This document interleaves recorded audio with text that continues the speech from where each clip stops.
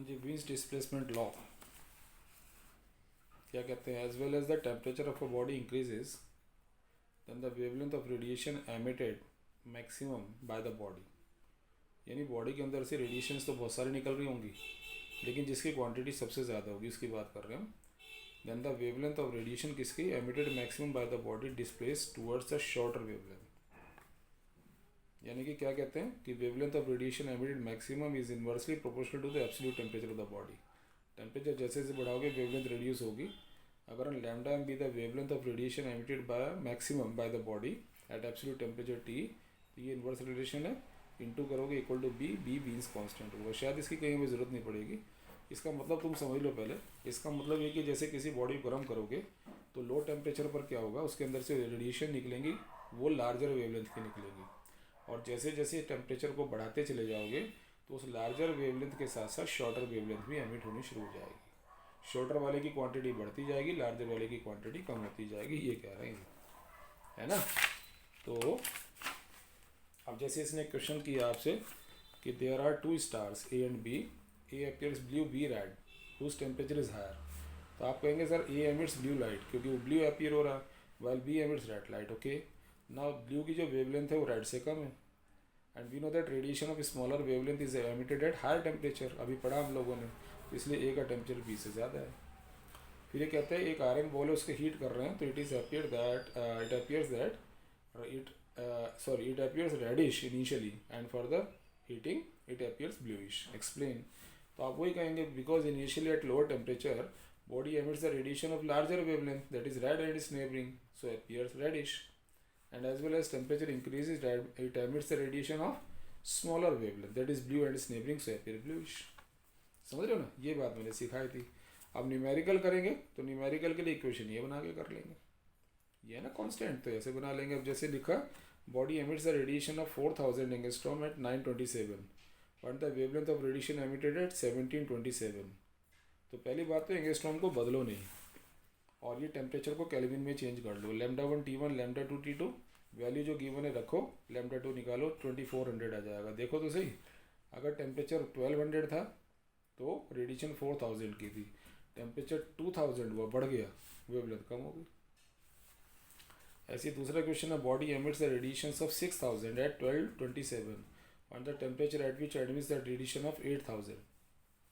ठीक है ना, तो लैम्डा 1 6000 है, T1 ये आ गया, लैम्डा 2 ये रहा, T2 आपको निकालना, सॉल्व कर लो, लैम्डा 1 T1 में ही आ जाएगा 1125 केल्विन, और डिग्री सेल्सियस में आ जाना। ना स्पेक्ट्रम को सी के स्पेक्ट्रम क्या है, देखो जैसे आपको मालूम है वाइट लाइट को किसी प्रिज्म से पास करोगे तो अपने 7 कलर में स्प्लिट हो जाएगी, और हम इसी को स्पेक्ट्रम कहते हैं। तो मेरा आंसर ये है कि इसमें इसी को स्पेक्ट्रम होगा और केवल ये स्पेक्ट्रम होता, तो ये गलत है। ये स्पेक्ट्रम है एग्रीड, बट ये ही स्पेक्ट्रम है ना डिसएग्री। रीज़न, स्पेक्ट्रम का मतलब कुछ और होता है। ये पता क्या हुआ, ये डिफरेंट कलर में तो स्प्लिट हुआ, कलर तो हम इसलिए कह रहे हैं क्योंकि दिख रहा है। सोचो जिसके कलर ना होते इसे क्या कहते हैं फिर हम। तो आपको मालूम है जैसे बी से लेके आर है, इधर से उधर जाऊंगा तो वेवलेंथ बढ़ेगी, उधर से नीचे आऊँगा तो वेवलेंथ कम होगी, और ये जितने कलर हैं सबकी वेवलेंथ अलग अलग है। तो हम पता क्या कहेंगे कि whenever light is passed through a prism कह दो या स्पेक्ट्रोमीटर कह दो, दूसरा जो डिवाइस होता है, then the radiations of different wavelength है ना in the light are arranged in increasing or decreasing order of their wavelength। और ऐसा होने के बाद द पैटर्न ऑप्टेंड, जो पैटर्न हमें दिखाई देगा उसको नाम करेंगे स्पेक्ट्रम। स्पेक्ट्रम बच्चों एटम का भी हो सकता है, किसी एटम के अंदर से रेडिएशंस निकल रही हैं, उन रेडिएशंस को मैं प्रिज्म से पास करूँगा तो उस रेडिएशन में जो डिफरेंट वेवलेंथ की रेडिएशन है वो अरेंज हो जाएंगी, और जैसे वो अरेंजमेंट बनेगा उसको नाम करूँगा मैं spectrum of radiations emitted by atom. तो इसलिए स्पेक्ट्रम को विबग्योर कहेंगे, गलत। विबग्योर स्पेक्ट्रम है बिल्कुल ठीक है, लेकिन विबग्योर ही स्पेक्ट्रम है नहीं। जैसे ट्यूबलाइट से लाइट निकल रही है, उसको आप क्या करेंगे, प्रिज्म से पास करेंगे, तो उसमें जो डिफरेंट वेवलेंथ की लाइट है वो अलग अलग हो जाएगी, है ना। तो वो जो पैटर्न दिखाई देगा आपको, जैसे वो अलग अलग होंगी तो दिखेंगी ना, तो उस पैटर्न को नाम कर देंगे spectrum of light emitted by tubelight. तो क्या लिख रहे हैं, an arrangement in which the radiations of different wavelength are arranged in increasing और decreasing order of their wavelength named as spectrum. दो तरह के होते हैं, line spectrum, continuous spectrum. Line में क्या होता है, देखो कुछ ही रेडिएशन दिखाई देती है, जैसे वॉलेट ग्रीन ऑरेंज दिख गई बस, और नहीं है। तो यानी radiations of certain wavelength are observed, उसको कहते हैं लाइन। कंटिन्यूस क्या होता है, when the radiations of all the wavelength are observed, there is no radiation या there is no wavelength missing, उसको कहते हैं कंटिन्यूस स्पेक्ट्रम। तो अब तुम आंसर कर सकते हो कि अगर मैं आपसे पूछता हूँ कि ब्लैक बॉडी का स्पेक्ट्रम कैसा होगा, तो you will say that because a black body absorbs the radiations of each wavelength completely, hence on heating at suitable high temperature. ऐसा क्यों बोल रहे हो, क्योंकि आपको मालूम है लो टेम्परेचर पर तो केवल लार्जर वेवलेंथ मिलेगी, जब टेम्परेचर हाई करोगे तो लार्जर के साथ शॉर्टर भी मिलेंगी। तो क्या लिख रहे हैं, hence on heating a suitable high temperature it will emit the radiations of all those wavelength and therefore spectrum black body radiation is continuous, क्योंकि जब सारी रेडिएशन एमिट होंगी कंटिन्यूस स्पेक्ट्रम हो जाएगा। अब हम क्या कर रहे हैं, ग्राफ ड्रॉ कर रहे हैं बिटवीन वेवलेंथ, है ना, and energy emitted on heating the black body at different temperature. ये ग्राफ इससे से आ रहा है, देखो इधर वेवलेंथ ली मैंने, इधर एनर्जी ली, नोटिस कर रहे हैं आप लोग। और ये ग्राफ ऐसे आया, ये ग्राफ ऐसे आ रहा है, ये कौन से टेम्परेचर पे, T1 पर। टेम्परेचर हाई किया और ऊंचा हो गया ग्राफ, टेम्परेचर हाई किया और ऊंचा हो गया, टेम्परेचर बढ़ता जा रहा है। अब आप नोटिस करो हर कर्व में क्या नोटिस कर रहे हैं आप लोग कि पहले ये बढ़ रहा है, मैक्सिमम वैल्यू पर जाने के बाद डिक्रीज हो रहा है। तो हम दो बातें नोट कर रहे हैं कि यहाँ से लेके यहाँ तक की सभी वेवलेंथ की रेडिएशन एमिट हो रही है कंटिन्यूसली, लेकिन इस वेवलेंथ की एनर्जी सबसे ज़्यादा है। क्या लिख रहे हैं, इस पर भी ऐसे ही है, इस पर भी ऐसे ही है।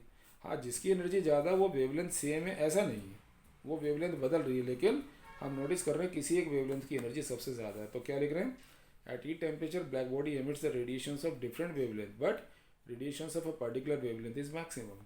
और वो क्या लिख रहे हैं आगे कि as well as the temperature of body increases the wavelength of radiation reduces और shifted towards the shorter value.